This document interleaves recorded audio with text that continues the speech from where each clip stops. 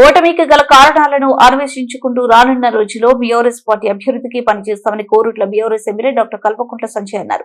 మేటపల్లిలోని MLA camp కార్యాలయంలో ఆయన మీడియాతో మాట్లాడారు. ఓడిపోయామని నిరుత్సాహపడకుండా కోరుట్ల మేట్పల్లి పట్టణాల అభివృద్ధికి కృషి చేయాలని పిలుపునిచ్చారు. రాజకీయాలకు అతీతంగా ఇలాంటి గొడవలు లేకుండా రెండు పట్టణాల అభివృద్ధికి రాష్ట్రంలో మంచి పేరు వచ్చేలాగా తోడ్పడాలన్నారు. గెలిచిన అభ్యర్థులు అభివృద్ధి మరియు సంక్షేమం కోసం కృషి చేయాలన్నారు. తక్కువ ఓట్లతో కొన్ని స్థానాల్లో ఓడిపోవడం జరిగిందని, ఓట్ల శాతం మాత్రం ఎక్కడ తగ్గలేదన్నారు. ప్రజల న్యాయం నిర్ణీతలని వారి ఇచ్చిన తీర్పును శిరస వహించాలన్నారు. గెలుపొందిన కోరుట్ల మరియు మెట్పల్లి కౌన్సిలర్లకు శుభాకాంక్షలు తెలిపారు. ఈ కార్యక్రమంలో మాజీ ఎంపీపీ మారు సాయిరెడ్డి, మాజీ సర్పంచ్లు, మాజీ కౌన్సిలర్లు గజం రవి, హనుమాన్లు, ఆకుల ప్రవీణ్, నాయకులు, కార్యకర్తలు పాల్గొన్నారు. కేవలం దయచేసి నా రిక్వెస్ట్, అభివృద్ధి మీద కాన్సన్ట్రేట్ చేయండి. రెండు మున్సిపాలిటీలు గత 2 సంవత్సరాల కొద్దిగా వెనుకబడి ఈ అందరికీ నా రిక్వెస్ట్, దయచేసి అందరూ కలిసికట్టుగా ఎలక్షన్లు అయిపోయినాయి. రాజకీయాలకు దూరంగా, రాజకీయ భేదాలు లేకుండా, రాజకీయాలకు అతీతంగా అందరూ కలిసి మన మెట్పల్లి, మన కోరుట్ల అభివృద్ధి చేసుకొని రెండింటిని కూడా బ్రహ్మాండమైన మున్సిపాలిటీలో తీర్చిదిద్దాలని చెప్పేసి అందరు కౌన్సిల్ గెలిచిన వాళ్ళందరినీ కూడా కోరుతా ఉన్నాను. ఇప్పుడు వచ్చే కొన్ని సంవత్సరాలు కూడా మీరే మున్సిపాలిటీ మీ చేతిలో ఉంటుంది. అందరికీ దయచేసి దాన్ని సద్వినియోగం చేసుకోండి. కావాల్సిన అందరికీ అభివృద్ధి, ప్రజల సంక్షేమం. దయచేసి రెండు మున్సిపాలిటీ కూడా బ్రహ్మాండంగా తీర్చిదిద్దుతున్నాము. ఎలక్షన్లు అయిపోయినాయి ఆల్రెడీ. సో ఇప్పటి నుంచి అయితే కనీసం ఇప్పటి నుంచి డెవలప్మెంట్ మీద ఫోకస్ చేద్దామని చెప్పి అందరినీ కోరుతా ఉన్నాను. అదేవిధంగా కొద్దిగా నిరుత్సాహం, కొద్దిగా బాధపడతా ఉన్నాను. ఎందుకంటే నా రాజకీయ స్టైల్కి కంప్లీట్లీ భిన్నంగా రిజల్ట్ వచ్చింది. కంప్లీట్ కన్ఫ్యూజన్ లో ఉంది రిజల్ట్. కానీ ఎప్పుడైనా జోజితా వయసు కింద ప్రజలే న్యాయ నిర్ణేతలు ఎట్లాగో. సో వేచి చూద్దాం ఈ వచ్చే కొన్ని రోజుల్లో కూడా ఏం జరుగుతుందో అని చెప్పేసి. మళ్ళీ ఒకసారి ప్రజలకు, మా ప్రెస్ మిత్రులకు సపోర్ట్ చేసిన, ముఖ్యంగా గ్రామాల నుంచి వచ్చిన బీఆర్ఎస్ సైనికులకి, యువకులకు, మహిళలకు అందరికీ కూడా పేరు పేరున ధన్యవాదాలు తెలియజేస్తా ఉన్నాను. తప్పకుండా వచ్చే రోజుల్లో రెండు మున్సిపాలిటీల్లో కూడా కష్టపడి రెండు మున్సిపాలిటీని అందరి కౌన్సిల్ కలుపుకొని అభివృద్ధి పదాలు తీసుకెళ్ళడానికి నా ప్రయత్నం కొనసాగుతుంది.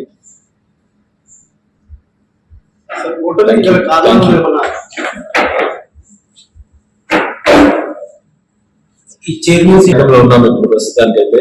మేము కూడా ప్రయత్నంలో ఉన్నాము చైర్మన్ సీట్ కోసం.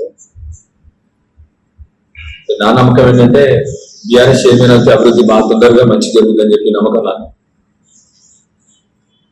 కానీ నాకు ఈ రాజకీయాలు నాకు కష్టమైన పరిస్థితి. కొద్ది సమాచారం ఏమొచ్చిందంటే చాలా మంది ఇండిపెండెంట్ కూడా బీఆర్ఎస్ అయితే బాగుండు అన్న ఆలోచన ఉందని చెప్పి మాకు సమాచారం వచ్చింది. నిజంగా నేను డైరెక్ట్ ఎవరితో మాట్లాడలేదు. ఇప్పటివరకు వచ్చిన సమాచారం ప్రకారం అందరు కూడా బీఆర్ఎస్, ఇండిపెండెంట్ కూడా బీఆర్ఎస్ ఉంటే బాగుంటుందని ఆలోచిస్తా ఉన్నాను. అంటే నేను డైరెక్ట్ గా మాట్లాడడం కూడా నా కష్టం. నాకు నేను చెప్పిన ఫస్టే చెప్పిన నా రాజకీయాలకు భిన్నంగా ఉంది. కొత్త రాజకీయాలని వాళ్ళని తీసుకొచ్చడం వల్ల కొద్దిగా ఏమైనా ఎఫెక్ట్ జరిగిందా? ఏదో రాబా నేను అట్లేం అనుకోవట్లేదు. ఎందుకంటే నేను పూర్తిగా నమ్ముతా ఉన్నాను. కొత్తగా వచ్చిన వాళ్ళని కూడా కొంతమందిని ఆదరించింది ప్రజలు. కొత్తగా వచ్చిన వాళ్ళని కూడా ప్రజలు ఆదరించినారు, డౌట్ లేదు. కానీ అదే అంటే ఇక లోకల్ గా ఎట్లా ఇష్యూస్ ఉంటాయో నాకు ప్రాబ్లీ నాకు కూడా సరిగ్గా అర్థం కాలేదు. నా వైపు నుండి కూడా ఇంకా లోకల్లో ఏం ఇష్యూస్ పికప్ చేసుకుంటే ఎట్లా ఉంటుందో అని చెప్పేసి నాకు అర్థం కాలేదు. నేను 100% నేను బ్లేమ్ అయితే చేయకూడదు. మనలో ఉన్న లోపల మనం సెర్చ్ చేసుకోవాలి. కానీ ముందులో బ్లేమ్ చేసుకున్నాను చేయడం మాత్రం తప్పవుతుంది ఎప్పుడు కూడా. సో మనలో మళ్ళీ ఏమైనా తప్పులు ఉంటే మనం కరెక్షన్ చేసుకోవాలి తప్ప ఎవరి మీద అయితే నాకు తెలిసి ప్రజలు సామాన్యంగా ఎన్నుకున్నారు. సరే, ఇప్పుడు బాధాకరం ఏంటంటే ఎక్కువ మంది డబ్బులు గెలిచినారు. అది వేరే విషయం. ఇది బీజేపీ కానీ కాంగ్రెస్ కానీ ఇద్దరు కూడా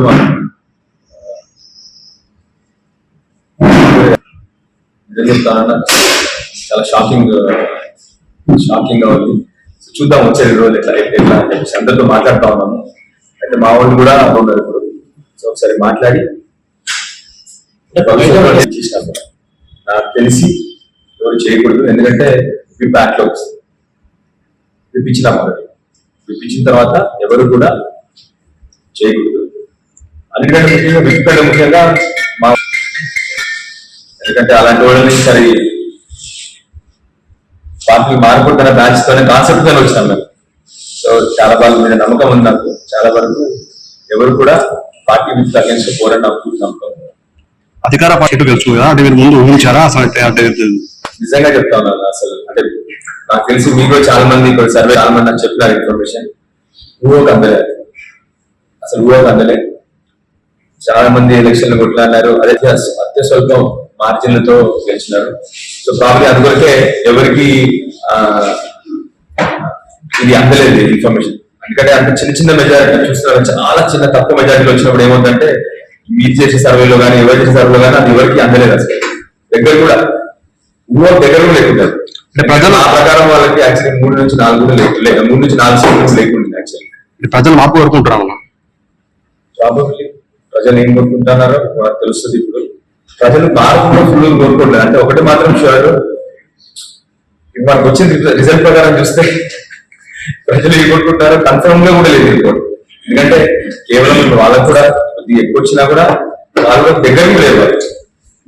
అసెంబ్లీ ఎన్నికల్లో ఓటర్ పర్సెంటేజ్ మీరు చూస్తే చాలా తక్కువ ఉంటుంది. ఓటర్ పర్సెంటేజ్ చాలా తక్కువ. అట్లే చూడండి మరి పక్కన మన మొన్న మీరు అందరూ గమనిస్తే గ్రామాల్లో 2-3 కూడా రాలేదు. గ్రామాల్లో చూస్తే 2-3 కూడా రాలేదు. అంటే ఇక్కడ ఆల్మోస్ట్ 0% లో ఉండదు గ్రామాల్లో చూస్తే. ఇక్కడే కాదు, ఇక్కడ కూడా భయంకరంగా ఉండింది. ఆల్ ఓవర్ స్టేట్ లో కూడా అసలు వాళ్ళు కనీసం 1% సీట్లు కూడా రాలేదు గ్రామాల్లో. మనకు అప్పుడు బీఆర్ఎస్ కి 40% వచ్చినాయి గ్రామాలు. ఇక్కడికి వచ్చేసరికి మళ్ళీ టౌన్స్ లో కూడా ఇప్పుడు నేను చూస్తే మీరు బీఆర్ఎస్ కి మళ్ళీ 30% వచ్చినాయి. వాళ్ళకి కేవలం 8 to 10% 8 to 10% బీజేపీకి ఇచ్చారు. సో ఒకటైతే గ్యారంటీ ఏంటంటే కేవలం మీ అందరూ తెలుసు, కాంగ్రెస్ కి ఇవాళ పోయినసారి మనం కౌన్సిల్ గెలిచినప్పుడు మనం 95% గెలిచినాం. మున్సిపాలిటీలో 90% గెలిచినాం. అప్పుడు కాంగ్రెస్ వాళ్ళు 2%, బీజేపీ 2%. ఈసారి ఇన్ఫాక్ట్ బీజేపీ వాళ్ళు పోయినసారి కంటే తక్కువ వచ్చిన సీట్లు టోటల్ లో చూస్తే. సరే మన దగ్గర కొద్దిగా ఎక్కువ పెరిగింది నెంబర్, కానీ ఆన్ ది హోల్ టోటల్ చూస్తే బీజేపీ వాళ్ళు తక్కువైనాయి పోయినసారి కంటే కూడా. వాళ్ళకి ఒక కార్పొరేషన్ లో 2 సీట్లు వచ్చిన, డివిజన్ లో వచ్చిన తప్ప మిగతా మున్సిపాలిటీలో 46 మున్సిపాలిటీలలో 0 46 మున్సిపాలిటీలు. సో కొన్ని చోట్ల లోకల్ పరిస్థితుల్లో కొన్ని చోట్ల మీరు చూస్తున్నారు ఇక్కడ అన్ని అత్య స్వల్ప ఓట్లతోని 100% మీరు చెప్పినట్టు ప్రజలు మార్పు కోరుకుంటారు. కానీ ఓన్లీ బీఆర్ఎస్ కావాలని మాత్రం కోరుకున్నారు, మాత్రం డౌట్ లేదు. మనకి ఇప్పటికి కూడా ఓట్ పర్సెంటేజ్ చూస్తే మంచిగా వచ్చింది మనకి. అక్కడ కొట్లలో 8 సీట్లు వచ్చినాయి, ఇక్కడ కూడా 6 సీట్లు వచ్చినాయి. చాలా మంది స్వల్ప ఓట్లతో ఓడిపోవడం జరిగింది. 100% చాలా మంది అదే మీరు అన్నట్టు ఎవరికి రీజన్ ఇవ్వకూడదు, సింపతిలు అవన్నీ సరే అవన్నీ పనిచేస్తూ ఉంటాయి. కానీ 100% నాకు తెలిసైతే ఒక ప్రతిపక్షంగా బీఆర్ఎస్ పార్టీ మంచి చేసినది. ఎందుకంటే అధికార పార్టీకి అవకాశం ఉంటుంది. ప్రతిపక్షంగా 2 ఇన్ఫాక్ట్ నేను చూస్తే నిజానికి 2 అధికార పార్టీలు, బీజేపీ అధికార పార్టీ, కాంగ్రెస్ అధికార పార్టీ. ఇక్కడ నియోజకవర్గంలో మీరు అధికార పార్టీ, నియోజకవర్గంలో అధికార పార్టీ అంటే అధికారం ఉన్నోళ్ళు. ఈ నియోజకవర్గ స్థాయికి వస్తే నేను ఎమ్మెల్యే కానీ 2 అధికార పార్టీల మీద పోరాటం అని చెప్పేసి మాకు ఉమ్మడి కరీంనగర్ జిల్లాలో మిగతా సెంటర్లతో పాటు మన కొట్లలో మాత్రం కొట్ల నియోజకవర్గంలో అత్యధికంగా బీఆర్ఎస్ పార్టీ సీట్లు గెలిచింది.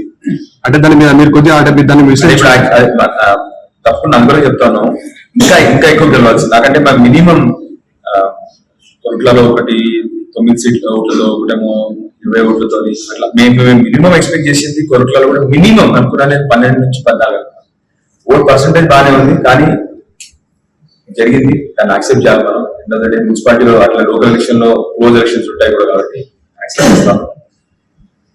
వాళ్ళకు మా వైపు నుంచి ఏమన్నా తప్పులు ఉంటే తప్పకుండా కరెక్ట్ చేసుకొని నిలబడతాం.